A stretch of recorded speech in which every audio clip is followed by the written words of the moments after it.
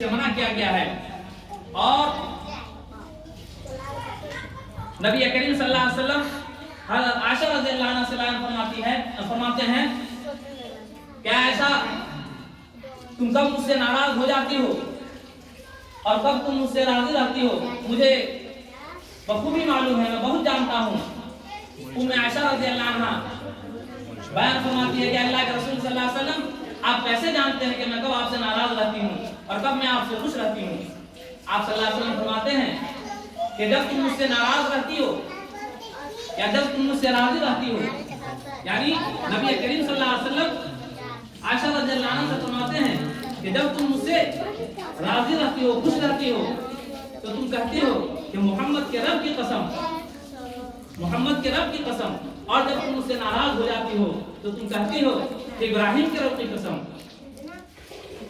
یہ ذرا دیکھ لیجیے, اس سے یہ پتا چلتا ہے کہ ماحول میں, گھروں میں میاں بیوی کے درمیان کسی معاملے میں کشیدگی آ جاتی ہے, کسی معاملے میں پریشانی ہو جاتی ہے, کسی معاملے میں ناراضگی آ جاتی ہے, لیکن ایسا یہ نہیں کہ اپنے گھروں کو آسمان پر اٹھا لیں, ایسا نہیں کہ اپنے گھروں کو ایک دم بنا لے, یہ بنا لے اپنے گھروں کو کہ وہاں پر ہنگامہ اور لڑائی یا فساد ہو جائے. نہیں, نبی کریم صلی اللہ علیہ وسلم کیسے پوچھ رہے اپنی بیوی حضرت عائشہ رضی اللہ عنہا سے. عائشہ رضی اللہ عنہا بیان فرماتی ہے کہ جب آپ ناراض رہتے ہیں مجھ سے تو کہتے ہیں ابراہیم کے رب کی قسم, یعنی آپ کا نام چھوڑ دیتے ہیں, اور جب آپ سے راضی رہتے ہیں تو کہتے ہیں کہ محمد کی رب کی قسم. حضرت عائشہ رضی اللہ عنہا کیا کہتی ہے کہ اللہ کے رسول صلی اللہ علیہ وسلم یقیناً میں آپ کا نام چھوڑ دیتی ہوں, لیکن واللہ میرے دل میں آپ کی رحمت, آپ کی محبت بہت بڑھ جاتی ہے.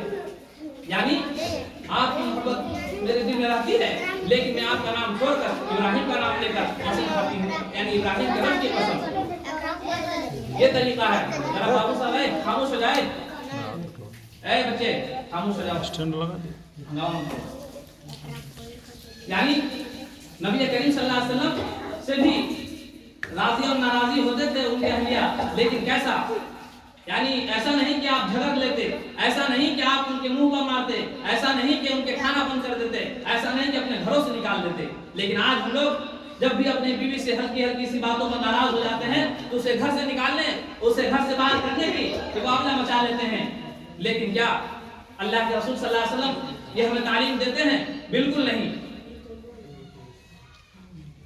اور خاص کر میں اپنے ماں بہنوں سے یہ کہنا چاہتا ہوں, ذرا دھیان سے سنیں کہ اگر کسی کا شوہر بخیل ہو, کسی کا شوہر بخیل ہو, وہ اتنے اخراجات, اتنے مال و دولت نہ دیتے ہو جو ان کے خرچ اور ان کے بال بچوں کے خرچ پورے ہو سکے, تو اس عورت کو یہ حق حاصل ہے کہ وہ جا کر اپنے شوہر کے پیسے لے لے اس کے لا علمی میں, یعنی اس کے اپنے شوہر کے لا علمی میں پیسہ لے سکتی ہے. کب؟ جب وہ اپنے بیوی کو پورے پیسہ نہیں دیتی اپنے بال بچوں کے خرچ کے لیے اور اپنی بیوی کے خرچ کے لیے, یعنی کم ہی پیسہ دیتی, بخیل شخص ہے. ایسے شخص کے لیے, ایسے عورتوں کو چاہیے کہ وہ اپنے شوہر کے لا علمی میں اس کے پیسے لے سکتے ہیں.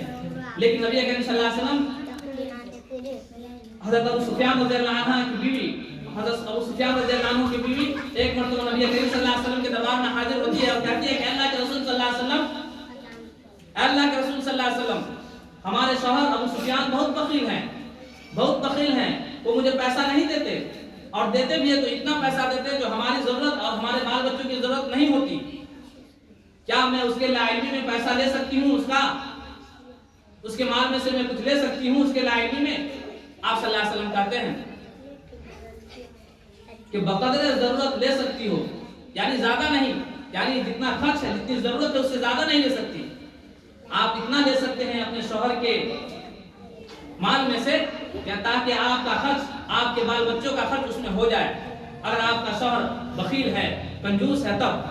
لیکن اپنے بیوی کے معاملے میں, اپنے بال بچوں کے معاملے میں شوہر کو اور باپ کو چاہیے کہ بخیلی نہ کرے, بلکہ بڑھ چڑھ کے حصہ لے, آپ محنت کریں, کیونکہ اللہ رب العالمین آپ کو قوام بنایا, اور رجال قوامون علی النساء, آپ عورتوں پر حاکم ہیں. لیکن یہاں پر آپ بخیلی کر رہے ہیں.